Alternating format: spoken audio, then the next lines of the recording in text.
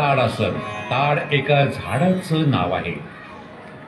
पायांना एकमेकांपासून 2 इंचाच्या अंतरावर ठेवा. बोट हाताची एकमेकांमध्ये गुंफा. तसंच मनगट बाहेरच्या बाजूला वाकवा. श्वास आत घ्या. तसंच हात वर उचलून खांद्याच्या समोर घेऊन जा. त्याचा जमिनीपासून वर उचला आणि अंगठ्यांवर संतुलित व्हा. या स्थितीत 10 ते 15 सेकंद राहा. हे आसन शरीरात भक्कमपणा आणतं. मणक्याशी संबंधित तांत्रिकांचं संतुलन करण्यात हे मदत करतं. चुकीच्या मुद्रांना हे ठीक करतं. उभ्या मुद्रेत पुन्हा परत या. वृक्षासन. वृक्षचा अर्थ आहे झाड.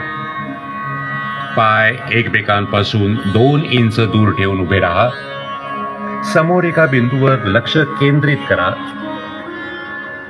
श्वास शरीराच्या बाहेर सोडत उजवा पाय घडी करून तळपाय डाव्या पायाच्या आतल्या जागेवर ठेवा.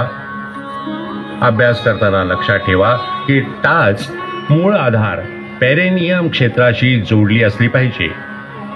खोल श्वास घेत दोन्ही हातांना वर घेऊन जा आणि तळ हात एकमेकांशी जोडा.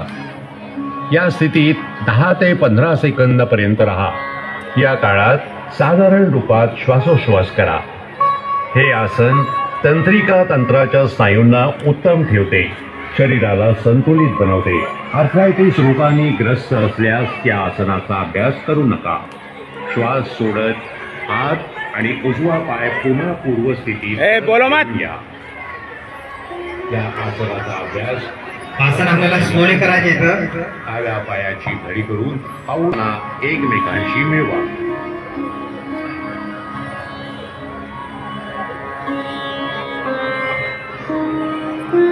शरीराला कमरेपासून वरच्या बाजूला खेचा. श्वास सोडत तसंच पुढच्या बाजूला तोपर्यंत वाका जोपर्यंत पूर्ण तळ हात जमिनीला स्पर्श करू लागले असतील. या शेवटच्या स्थितीला 10 ते 30 सेकंद बनवून ठेवा. ज्या लोकांना पाठीच्या आखडण्याच्या विषयी समस्या आहे त्यांनी आपल्या क्षमतेनुसार आणि हळूहळू प्रक्रिया उलट क्रमात करत प्रारंभाच्या स्थितीत या. विश्राम करा. श्वास सोडा. डोकं मागे वाकवा. मानेच्या मांसपेशींना खेचा. तसेच मानकाच्या खालच्या भागापासून मागे वाकवा. सामान्य श्वास घेत त्या स्थितीत 10 ते 30 सेकंद अर्धचक्रासन मणक्याला लवचिक करायचे.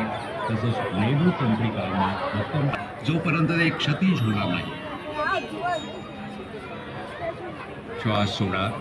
हळूहळू उजवीकडे वाका आणि उजवा हात उजव्या पायाच्या ठीक मागे ठेवा. एक साइड नाही. डावा हात उजव्या हाताच्या विरुद्ध उभा करा. साधारण श्वासाबरोबर या स्थितीत 10 ते 30 सेकंद राहा. हे समतल पायापासून वाचवतं. पोटऱ्या, मांड्या तसंच कंबर यांच्या मांसपेशींना भक्कमपणा देतं.